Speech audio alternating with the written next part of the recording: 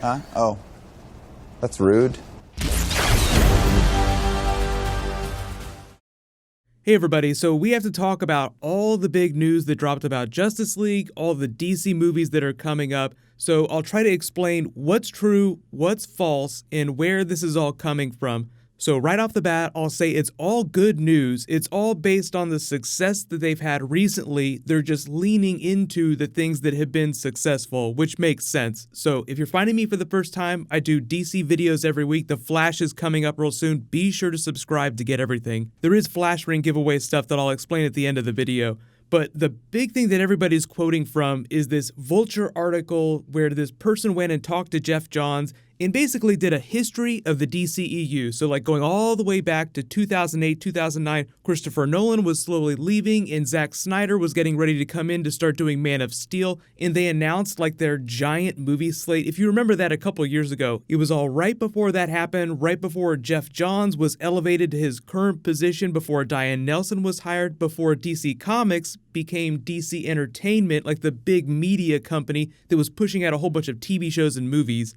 So I'll talk about that in a second, but the end result, like the important thing, is that what they're doing now is that they're just playing it more like the Bond films when it comes to continuity, and that things will be connected. There'll still be a DC universe. The immediate example would be Wonder Woman. Wonder Woman is connected to Justice League and Batman v Superman, but they didn't shoehorn a whole bunch of stuff in. There's a truck from Wayne Enterprises, there's the picture from Batman v Superman, so that's sort of the connective tissue that helps you place it in the timeline. Oh, okay, this scene is happening right after Batman v Superman, but before Justice League. Then the rest of the movie is off doing its own thing. They don't reference the Justice League at all during most of the Wonder Woman movie. At the tail end, she just talks about what she's going to do going forward. There's no post-credit scene or anything like that.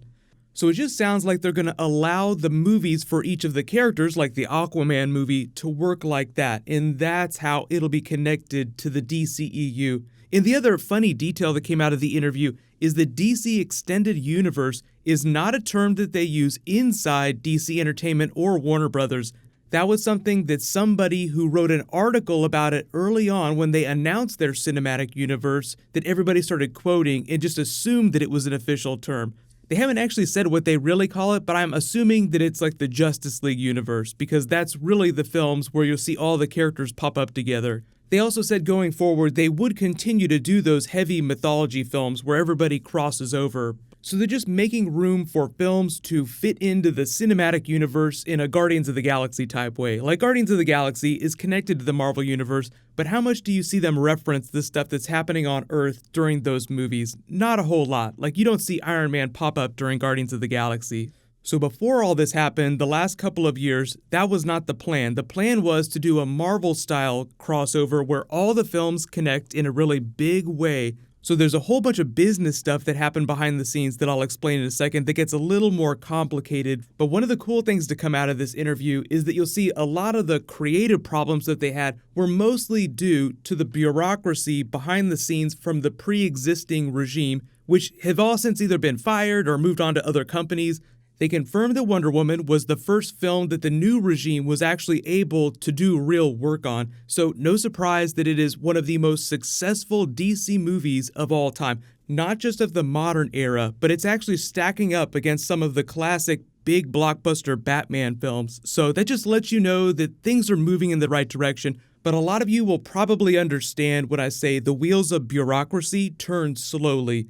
So you find that a lot of the real problems that have been caused the last couple of years, like pretty much every bad thing that's happened that you've been really upset by, has been caused mostly by the Hollywood bureaucracy that existed before Geoff Johns, Diane Nelson, like all the new people came in. So the history of all this is really fascinating, sort of the history of the DCEU, just to explain that a little bit. What happened is in 2009, you have the old regime at Warner Brothers that sees Marvel getting ready to blow it up with Iron Man in their big first phase. They got to Avengers. They were so far ahead of every other movie studio that people were like, oh my god, we need our cinematic universe. You see people doing it with other versions of movies, not just comic book movies. But because Warner Brothers had access to all the DC IP, they're like, okay, we need to start using these DC characters. We need our cinematic universe. So a bunch of business people up at the top, like the CEO, The president of their film division, who has since been fired, announced like 13 films, like these are all the films we're going to do, these are the dates they're going to come out, we'll figure out the creative later.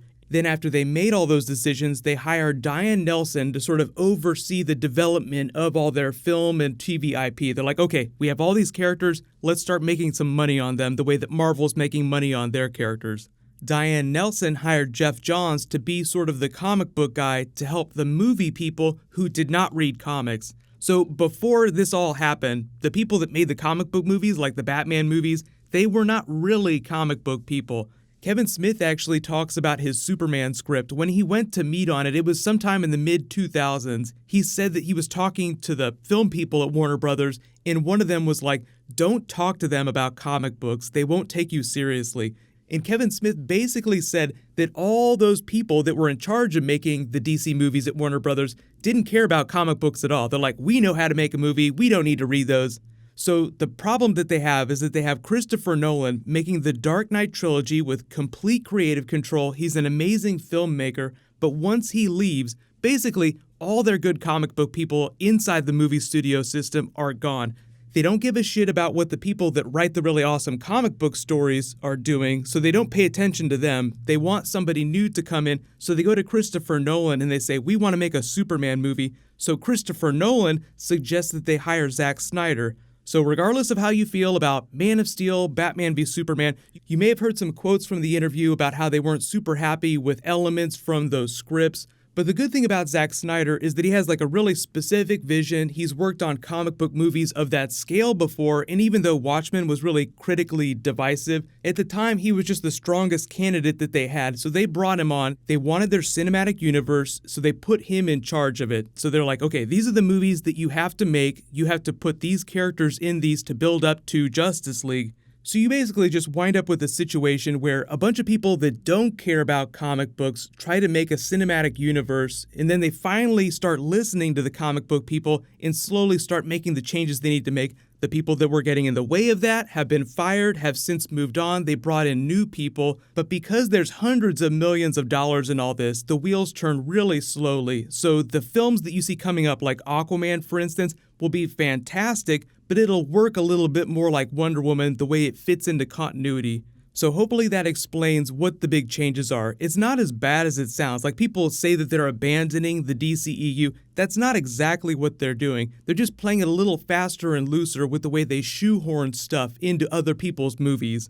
So you will also notice that the last couple of Marvel movies have also done the same thing. There's less crossover than you saw during Phase 1 and Phase 2. But Kevin Feige has also said that, hey, we don't actually have to jam a bunch of other people's stuff into these movies. We can let them be their own thing. People understand that it's a connected universe. So at the end of the day, I think it'll just lead to much better movies. And you'll have fewer business people making creative decisions when you should actually just rely on the comic book people who already know what they're doing, working with really good filmmakers, which is what they're doing right now. So I realized that that's sort of like the Cliff's Notes version. Feel free to ask any questions you have about how the movies are going to work or how everything is going to go down the next couple of years in the comments, and I'll try to answer that. So they announced the Flashpoint movie, and suddenly it all makes sense. It's their opportunity to reconfigure the things that they want to change, and they can still have their continuity, and it'll make sense from a logic perspective. And yes, they can totally do Jeffrey Dean Morgan, Thomas Wayne. It just depends on which version of Flashpoint they're going to do. The only real problem I think the DC movies have right now is just communication. There's no Kevin Feige figure or a James Gunn filmmaker person who comes out and just flat out tells people this isn't true, or they're just super connected to everyone. James Gunn is on Facebook like every day telling fans, no, this is bullcrap, this is true, this is the stuff I'm working on. He'll drop teasers about Guardians 3. They just don't have a lot of filmmakers that are that connected and well received by the fans. There's just a lot of controversy going on in the background, and that's mostly due to their communication. I think that Matt Reeves will actually be a good Batman filmmaker because he actually is pretty open with people. He said a lot about what he's doing with his Batman franchise, even though it's only in pre-production. They're still writing the scripts right now. But there is a new round of the Flash Ring giveaway. All you have to do to enter is be a subscriber, leave a comment on this video. Congratulations to last week's giveaway winner, Zach Hartley. Please private message me on the back end of my channel so I can get your contact details. So just a reminder, Flash is coming up. There'll be some new stuff next week. You can click here for brand new Flash, and you can click here for brand new Rick and Morty. Thank you so much for watching. Everybody stay awesome. I'll see you guys tonight.